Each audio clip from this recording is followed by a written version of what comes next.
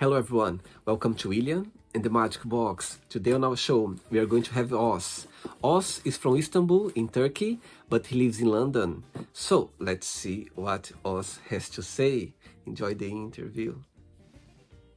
Okay, Yeah, how are you, Oz?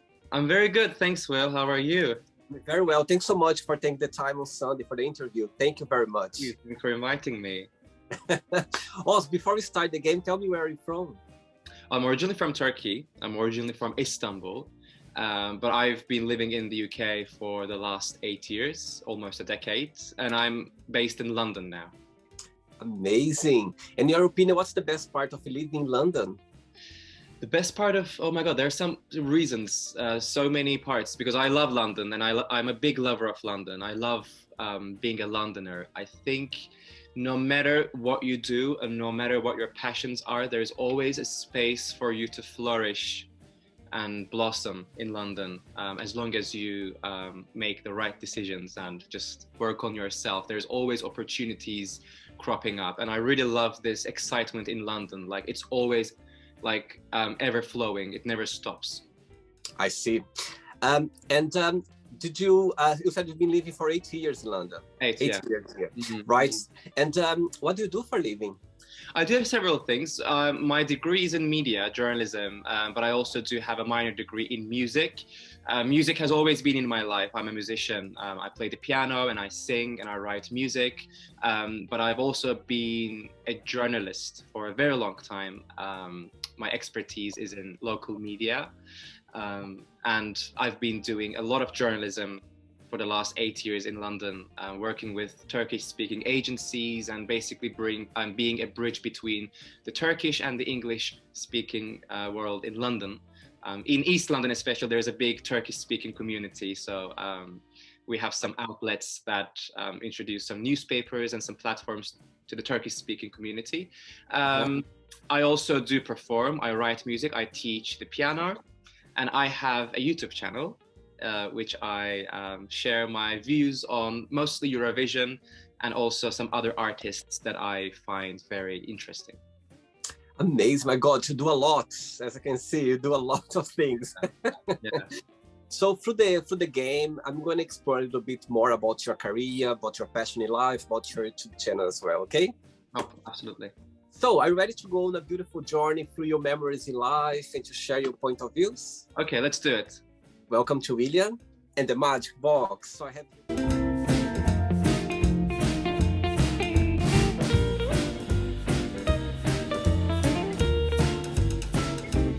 lovely box full of random fun questions, okay? I'm just gonna play a song now just for us to move a little bit before the first question. Perfect. Let's do it. Okay, so just before we start the game, through the journey, if there is a question that you don't want to talk about for some reason, that you don't want to answer, I always can change, okay? It's all very friendly, okay? Thank you. First question for you is, what is something that you can't live without? Something that I can't live without. Well, I'm drinking coffee right now, and I'm a big coffee drinker, so I think coffee. I love coffee. Okay, yeah, coffee. Very easy answer. Absolutely. Any coffee or just black coffee or? You know what? Any coffee, but just a normal latte in the mornings. It's like my biggest joy, especially on a nice Sunday like this. I mean, you're in London, you're aware of the fact that it's quite gloomy outside. So I'm having the best time ever, just relaxing on the last day of the week, having some coffee. So yeah. Very good, very good. Yeah. Next question. Before the next question, tell me a little bit about your career as a journalist. When you start your career, and you always wanted to be a journalist? I started working at a really young age. I think I was like 18 when I had my first internship, and that was at Time Out. Yes, Time Out Istanbul, which is a very internationally recognized magazine. Have I always wanted to be a journalist? No. I think my career sort of like blossomed through more experience and more exposure to different people with different experiences. I've actually always wanted to be a musician, never a journalist. But I really enjoyed the process of writing articles and just, being in media, because music and media, they're coming from the same family. They're very close to each other. And I found it very beneficial to have an artistic eye when I was writing articles, also interviewing musicians. So yeah, my career has always been like hand in hand between music and media. And the reason why you moved to London, because of your career, you thought that here would be a good place for you to develop your career, to work as well? Yes and no. I came to the UK as a student. I wasn't a Londoner in the beginning. I went to the University of Warwick, which is in Coventry in the Midlands, so a little bit northern from London. And I came here as a postgrad student. And I'm really glad, because I really wanted to see myself in the UK, because, sometimes you really want to live abroad, but maybe you realize it's not for you. So I came here as a student, as a postgrad student in 2013, I think. And then I really loved the community and I moved to London in 2015. And all your family are back in Istanbul? Yes, everyone is back in Istanbul. I have now a few relatives, like a few cousins who are like me, like my younger cousins are moving to the UK as students. So I do have, actually one of my cousins really live close to me. So I have a community growing. I'm bringing the kids of the family to the UK. Next question for you is, what do you like the most about yourself? What do I, interesting. Okay. I'm a Gemini. I don't know if you believe in horoscopes. I do. Geminis always bounce back. No matter where they end up, we always bounce back. We always fit in wherever we are. And I think that's what I love about myself, because even if there is a nasty situation, I always find a way to twist it and make it beneficial, or just get away from it without, without any harm. You adapt yourself very easily. Yeah, I'm very adaptive. I'm very adapting. Yeah. That's what I really like about myself. Yeah. Very good. Next question. Right. Os, next question for you is, what makes you most uncomfortable about dating? What makes me most uncomfortable about dating? Well, I'm not in the dating scene. I'm not in the market. I have a beautiful partner, which I'm so happy about. Let's say back in the day when I was dating, well, I mean, in the LGBTQ scene in London, I have to specify that. I think in London, there's always something more, and then people don't settle very easily. Maybe it's good or bad, but I think there's always this kind of like race and competition to find better, and this greed is very harming. And when I was in the dating scene many years ago, that was a bit overwhelming and tiring, to just always try to be perfect and just expect to be on my best version, which is never possible. Perfection is a lie. So that was tiring. Yeah, I agree with you. I think in big cities like London as well, there are so many things going on. There are so many, people around, and sometimes they forget about the grounded, to get something more serious, because there's always what's next coming. There's always something. So I think that's I totally agree with you. I think it's always a challenge to set down a relationship in London, big cities, I believe as well. Saying that, if I can see how much you love your partner, what's the most beautiful lesson you've learned so far from him? Oh my God, what's the most, I think empathy and compassion. In my relationship, that's a very big part of how we communicate, and we always try to see the problems that we face, or even basic situations, from each other's eyes, and we have that sort of like safe space for communication and just share what we really feel like, and we really try to see each other from, you know, each other's as eyes, if that makes sense. I mean, it's easier said than done. I also have to stress that. Of You course. know, it's not always like in a very zen spiritual moment that we Like- resolve everything with pure magic. No, we're human at the end of the day, and we all have our opinions and thoughts, and sometimes they clash. But at the end of the day, like we always have this sort of like space to communicate and resolve. Absolutely. I think a relationship's not only stars, flowers, beautiful clouds, you know what I mean? It's always as well some stern story, like some thunders through the, but that's what makes it interesting. That's how you get to know each other better and get more connects as well, I believe. And he's from Turkey as well? He's Greek.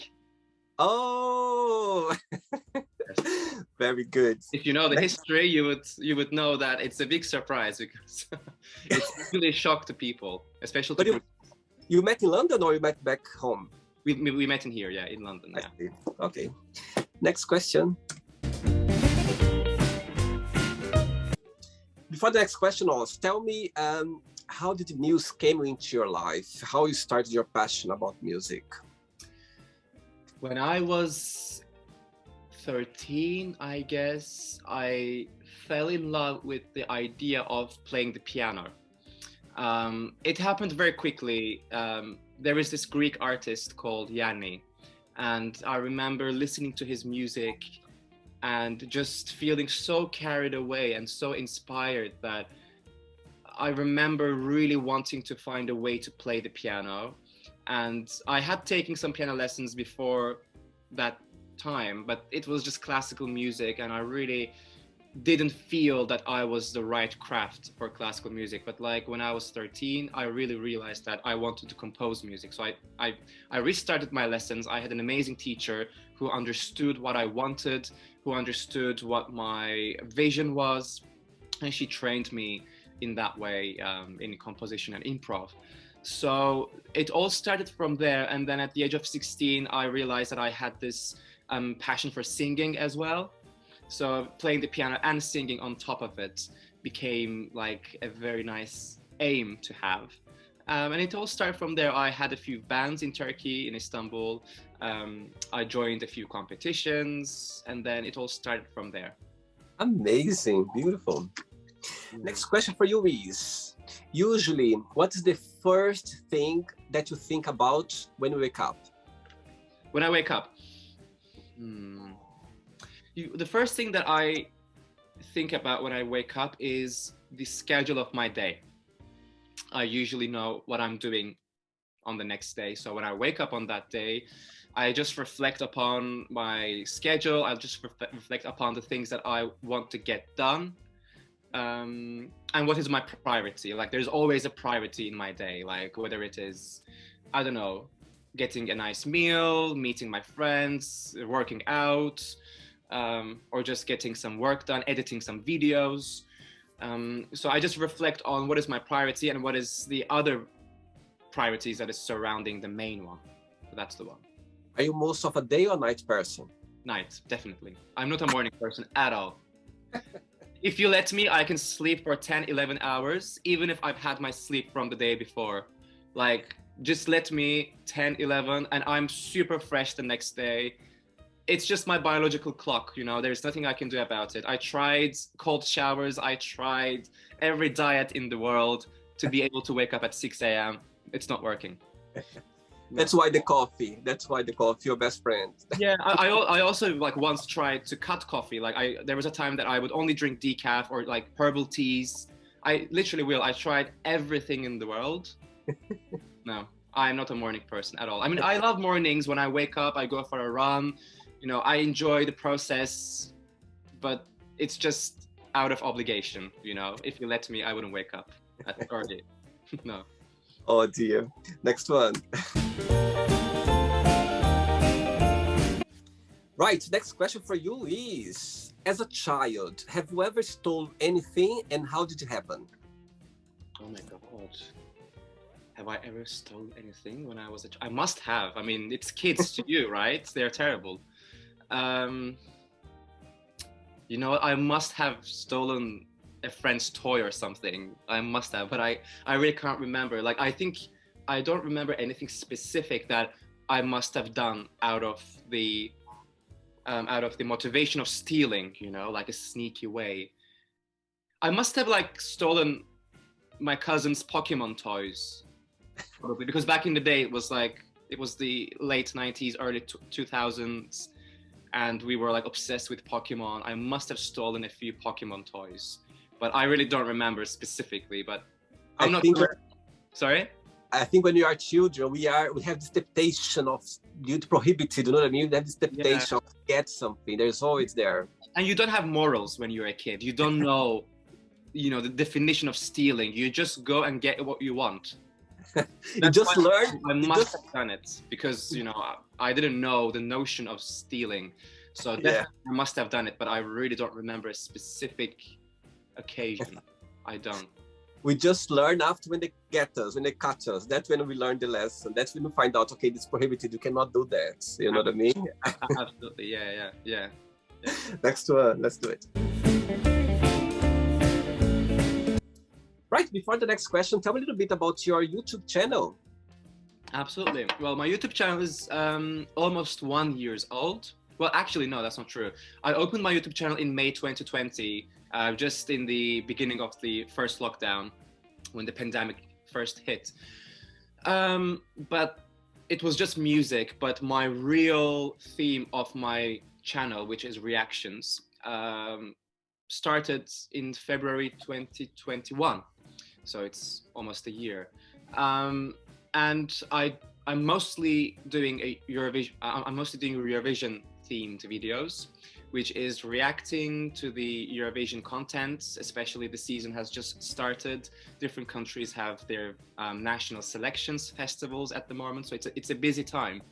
And what I do is that I react and review the songs and the entries and talk about it. And I just, you know, I really enjoy engaging with the community because the Eurovision community is just so lovely and I learn so much from them. They're amazing. So mostly Eurovision, but I also like react to some other artists from different cultures because I love the diversity in music, and that's some sort of like a big passion for me. And I also do some music. I also share my own music on my YouTube channel too. But that's not really often nowadays. It's more like me talking about music and reacting to stuff. And what was the big inspiration for you to do? Was Eurovision the big inspiration for you to start your channel? Well, actually, last February, I reacted to this Turkish public icon. And he kind of like released a music video back in 2021. And then I just felt like reacting to it because it was a big thing in Turkey, and I really felt like, you know what, if I'm going to do a reaction video, this should be the one. So I had no expectations whatsoever. I just learned how to edit and how to sort of like put a screen here and then react to it, blah, blah. And I just published it. And then I had really positive feedback from people who watched that reaction video. And then because it was Eurovision season, I saw some Eurovision reactions. And then I felt like, you know what? I love Eurovision. I love music. I love different cultures. I think this is my lane. So from there, I shifted to Eurovision. And that's all history ever since. That's great. Eurovision now is starting now, isn't it? Like the national selection, isn't it? It's happening now. Yeah, many countries right now, they are going through their national selections. They have their festivals. Some countries like Israel, they have a specific format of X Factor, like The Voice or, you know, Something's Got Talent, and then the winner goes forward to represent their country. There are some countries who have already clarified their entries, like Bulgaria, Czech Republic, Albania. Mm-hmm. So it's going really fast, to be honest. Yeah. Wow, very good. Next question for you is, describe yourself in one positive and one negative word. Okay. All right. A positive word would be passionate. You know, I'm a very passionate person. And that helps me a lot to get things done and find motivation in different things. And one negative, I don't know. There are a few, so let me just choose one. Uh, Indecisive. Gemini Always being, again. always being very decisive. Always being. I'm training myself to be more decisive nowadays, and if I cannot decide, I just stop. You know what? I just stop and I calm down. But I still have this sort of like indecisive traits that sometimes hinders my day or hinders my motivation. But yeah, that's the only negative thing that I face with myself. But it's also under control. You know, it's no longer a big issue as it was a few years ago. Work in progress, as Work in always. progress, exactly. Yeah, work in Absolutely. progress. Next one, let's do it. Next question for you is, Os, which talent do you wish you had? Which talent I wish I had? Let me see. Talent. I don't know, but I wish I could be a dancer. I love dancing, and people say that I'm very passionate when I'm dancing, but I'm not quite sure if they mean I look crazy or if I look talented. I think I look a bit crazy when I'm on the dance floor. I wish I had a talent for dancing, and I wish I pursued it at a young age so I could call myself also a dancer. When you say crazy, why crazy? What's your take on crazy? You know, I like to have fun. I love going out and I love spending time with my friends. And I think the way I dance sometimes is just, you know, chaotic. You know, I jump everywhere. I jump around. I hug my friends. I go talk to strangers. I ask them how their day has been. Are they having fun? Because I'm a people pleaser. I just love making people happy. And I love seeing happy people. So good for you, Oz. Good for you. Very good. Yeah. I mean, dancing, there are no rules, you know what I mean? I think it's like a therapy. If you just connect with the music, connect with the ambience, why not? Just move yourself. That's it. Absolutely. Yeah, definitely. I'm very hyperactive. Very good. Next question. Okay, Oz. Next question for you is, what would be your ideal day? What my ideal day would be, okay? Yeah. My ideal day would be a day that I'm very prepared for. Sometimes in my life, things just happen very quickly and I don't really have enough time to prepare myself for. So I'm usually sometimes short on time, so I need to be creative in terms of fulfilling my tasks. So an ideal day would be a day that I'm fully prepared. I have no reservations about being short on time. Everything is settled from start till the end. Everything is scheduled, like a very organized day with a bit of the day that is also free, you know, so that I don't need to schedule it maybe like after 3-4 p.m. It is for me to schedule and do whatever that I want to do. So an ideal day would be a day that I have everything sorted out. Good, very organized. Organized day. An organized day is an ideal day. Yeah, that doesn't really happen that often, which I'm fine with. But when it happens, today is one of those days, for example. Today, everything is quite organized. And I'm really happy about it. Very good. Yeah. Next one, let's do it. Right, before the next one, tell me a little bit about your live shows that you do twice a month. Tell me a little bit about it. Yes, twice a month I perform live in East London, in Stoke Newington. It's between Stoke Newington and if anyone knows London, they would know what I'm talking about. It's in East London. And that's actually an open mic where I invite a bunch of amazing creative people. Well, they book themselves. I don't invite anyone, but you know, the booking is there. It's free. And then they just come along and share the stage with all of us. They have 7 minutes of stage presence. So whether it's spoken word, music, dancing, acting, monologues, magic, comedy, they just do their thing. We have a wide range of artists who come along and promote their material, from art to spoken word. and we have in-house instruments for musicians so that they can use. An amazing magical night. It's called Babel Open Mic.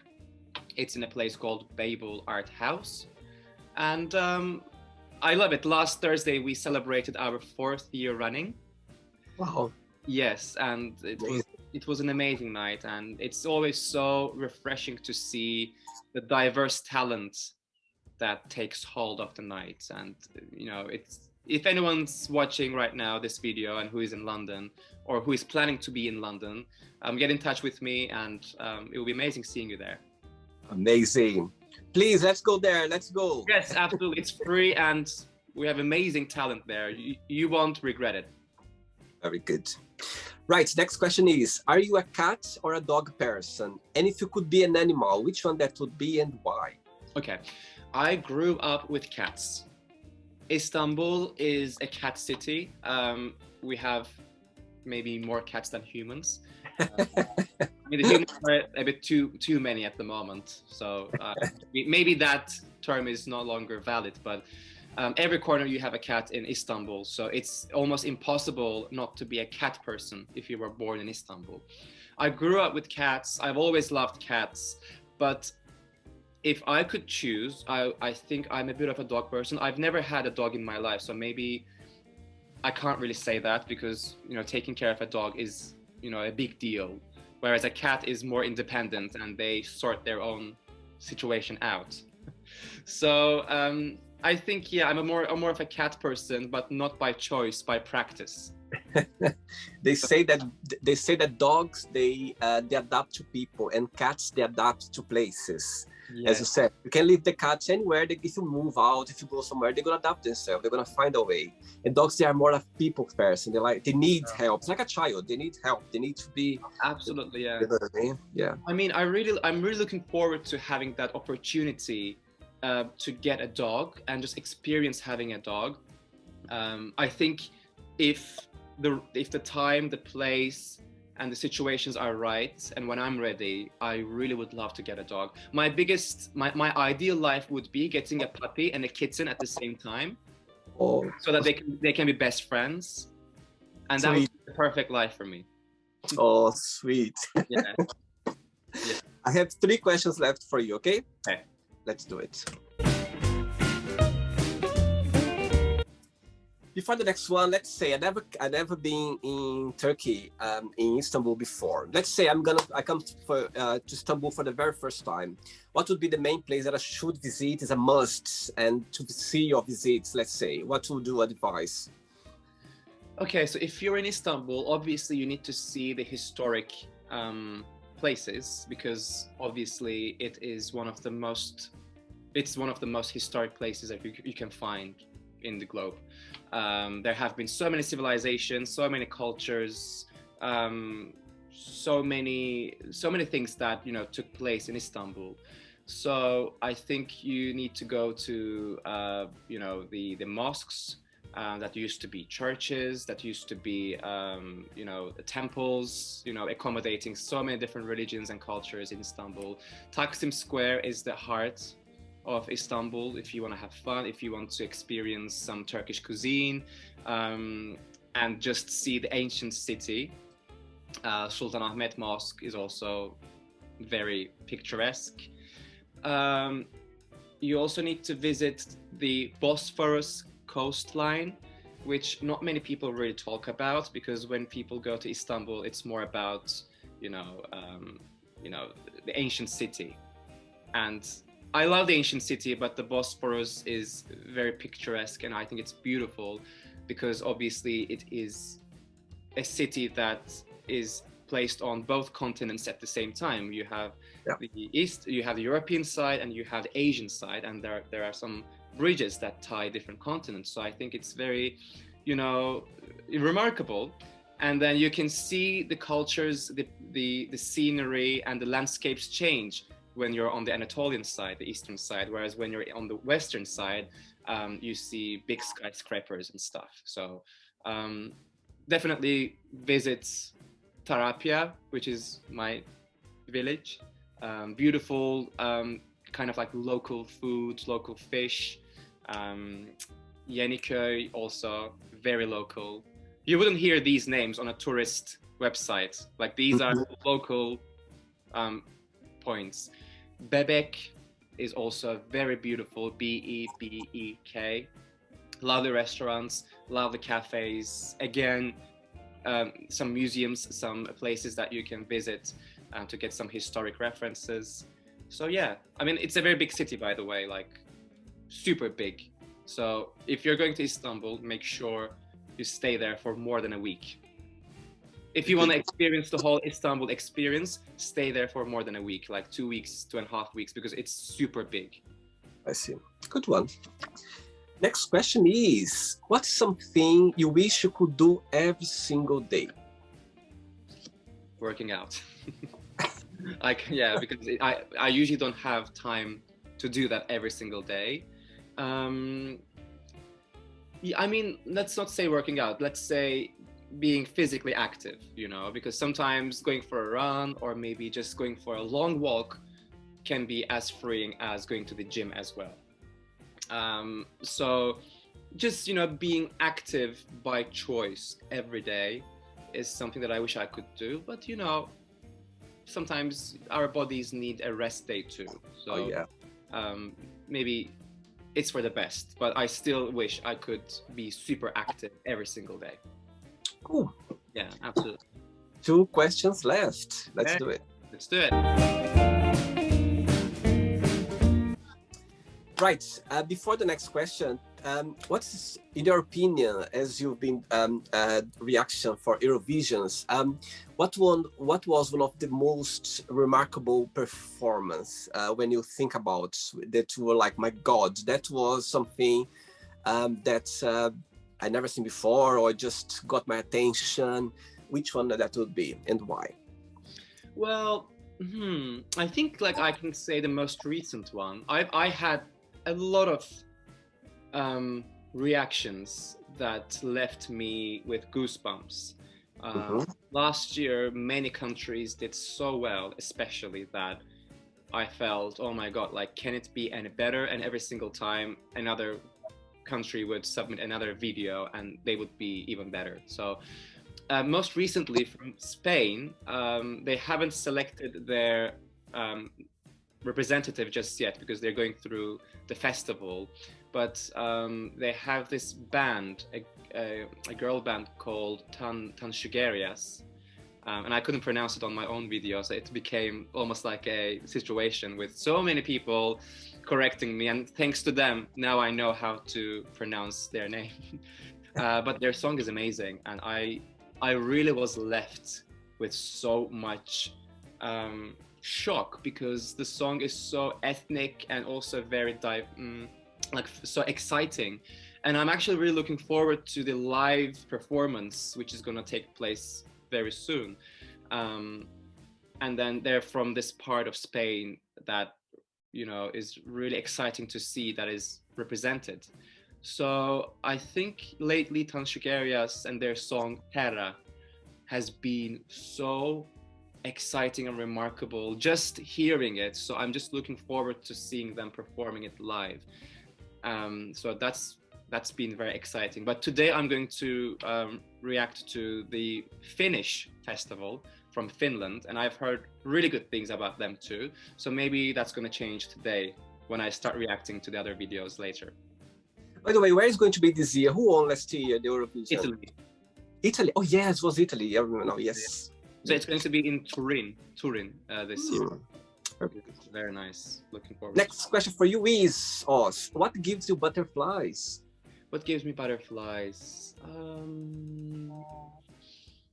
I think on my open mic, on my event, seeing people being happy with the results, seeing people enjoying their night, dancing to the music, clapping to the poetry, and just enjoying a great night filled with art really gives me butterflies. I have recently experienced it on last Thursday on our 4th year anniversary. So it's just very nice to see people enjoying and, you know, creating a community for the sake of live art. That's really a big passion for me. Good one. Very good. Ready for the last question? Okay, let's go. Let's do it, Oz. Let's do it.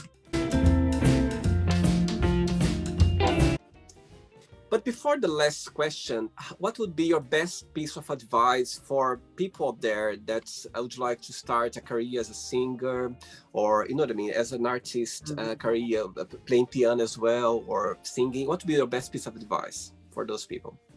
Okay, my best piece of advice would be don't expect to get there quickly. There is always so much competition. There is always so many opportunities that may be different than what you dream for yourself. And try to keep your heart, brain, and spirit open and accept and trust the journey, you know. I think that would be the best advice. Do your best every day, and trust the journey that comes with it. Don't be too harsh on yourself, okay? Good. Yeah, I think that. Last question for you is, do you have any pet peeves? Yes, I do. When you, for example, when you enter a venue, yeah, and then when you open the door for someone to get in, and then they just get in without saying thank you, that is so rude, and I literally want to have a word with them. Like, I'm holding the door for you, just be nice and say thank you. That's a pet peeve. And also people who walk very slowly, you know, I'm a fast walker anyways, but like also when people are in groups and when they're on the pavement and then when they're occupying the whole pavement, yeah, just sort your life out, okay, and be in a queue, and then look behind if someone's coming. Like, terrible people. Yeah, it happens a lot in London, actually. You can see that a lot. That's why I'm like, you know, it's just, you know, it's a pet peeve. It's a proper pet peeve for me. I can see your mood, your face expression. I know. Even my ring light stopped working. I must have released so much. Okay, it's back now. I must have released so much bad energy. Okay, we got it now. All right. Funny. Okay, Oz, it's not the end yet. Okay, let's play now the word association game. I'm going to give away some words and you just tell one word that comes to your mind. Quick thinking, okay? Oh my God, that's going to be naughty. Politics. Terrible. Love. Inevitable. Oh, no, wait, sorry. I just got lost in translation. Irreplaceable. Beautiful. One word for money. One word for money. Money, yeah. Much needed. Family. Oh my God. Replaceable. Life. Beautiful. How about sex? Much needed. Religion. Not needed. Fear. Overcomeable? Is that an English word? Not sure actually, but it's understandable. I mean. Yeah, absolutely. If it's not, just make up this word now and it's okay. It's good as well. You guys know what I mean. You can overcome it. One word for friendship. Valuable. Desire. Fuel. Regret. Motivational. Success.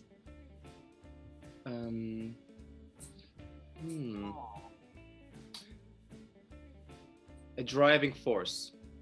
Wish. A wish. Hope. One word for happiness. Glorious. One word for London. Best. The best. It's not one word, but best. One word for Istanbul. One word for Istanbul. Historic. One word for Turkey. Remarkable. And the last one now, singer. One word. Singer. Yeah. Talent. Great. Let's pretend now I'm going to meet your lovely partner for a coffee, and I'm going to ask him, Yeah. What is the most beautiful thing about us, and what's something that he still needs to improve on, to work on? What do you think he would tell me? What do I think he would tell? Okay. I think he would tell the most beautiful thing about me is that I don't know. Shall we ask him? Yes. Alex, you don't need to be in the video, but what is the most beautiful thing about me? Your smile when you see food. My smile when I see food. And what is something that I need to improve? Was that the question? Yeah. Something that I need to improve. Your patience when you're hungry. My patience when I'm hungry. As you can see, I'm a big foodie. Yeah, I'm really grumpy when I'm hungry. Thank you, Alex. Thanks so much. Yeah. Oh, sweet. Right, let's play now Oz and the Magic Box, and you can ask me a question. Oz, but before you ask me a question, I would like you to tell me something, a word in Turkish or a phrase, something that you like to say in Turkish, and you can just translate afterwards. Aşkım is that it means my love, and we use it pretty much every single time, you know, when we talk to our friends, you know, when we talk to our lovers. I think it's a beautiful word, and you know, it's very nice. It's very rewarding and very sweet. Oh, beautiful. Now you can ask me a question. I really want to know what inspires you in life, because you look very smiley and you look very energetic. But what is your inspiration behind your smile, and what's your inspiration behind your life? A great question. I love it. I love the question. I think, Oz, when you were saying about that you are a night person, for me, what inspired me the most in life, it's when I wake up in the morning. I'm very early bird. I love waking up morning. I love being up very early.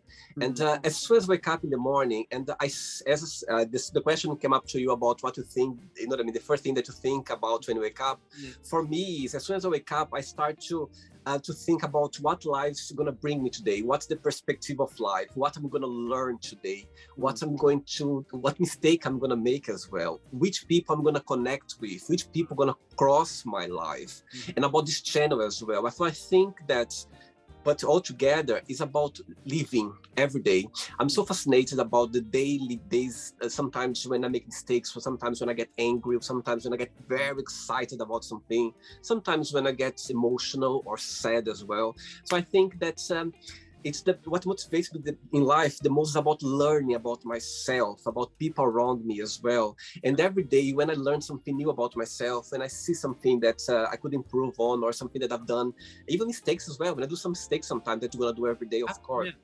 Yeah, when I do some mistakes, I go like, oops, there you go, you made a mistake. And, you know, what you're going to take out of this mistake, or what you're going to learn about that. So answer to your question is just about living life every day, you know, the inspiration of living every day, and be conscious that, you know, I'm going to be very happy sometimes, and I'm going to be sad sometimes as well. And it's okay. In life, it's an interesting journey. And I'm very passionate about as well about this channel. I think I'm so lucky to be able to connect to so interesting people like you that have so much to share, you know, about the culture as well, what they're proud of, what they dislike, you know, the funny stories, the funny moment they had in their lives. So I think I'm so fortunate to be able to connect with people around the globe, and just to listen to their experience in life and their passion in life. And so I think that's what motivates me the most about life, for sure. Amazing. Very nice. Good luck. Thank you. Did you have a good time? Amazing time. Thank you so much. It's been so interesting. Very good questions. I like your box. Very nice to sort of like reflect on these values and questions. So very nice. And I'm definitely going to watch more videos from your channel, and like looking forward to seeing more guests on your channel. Definitely. Thank you so much. Thank you so much. And I'll come to see you one day on your show that you do your performance twice a month. I'm gonna organize myself. You're in London too, right? Yeah, yes, I'm gonna organize myself to come to see you. I got actually describing about it. I just got my attention because it must be so nice to see people, you know what I mean, showing their talent and what they have to offer. So Really I good. got excited. Yeah, I'll come for sure. I'll let you know. The next show is on the 3rd of February. 3rd February. Perfect. Yeah. Good. Before you go, Oz, if you just can share a positive message or a positive quote, something that inspires in life. Okay. There's a really nice quote from Albert Einstein, which really fits every moment and situation. And it says, in the middle of difficulty lies opportunity. There we go. Sometimes beautiful things come out of the difficult part, for sure, for sure. Yes. All the best. Regards to Alex, to your family, and we'll keep in touch, okay? Thanks so much for the interview, Oz. Cheers. Okay? Take care. Bye-bye. Bye-bye. So, did you like the show? Don't forget to give a like, to share it, and also don't forget to subscribe to the channel. And if you'd like to be part of the show as well, first, subscribe to our channel, and after that, just go to our website, www.williamandthemagicbox.com, and send us a request saying why would you like to be part of the show. And I see you there. Bye bye, see you next time.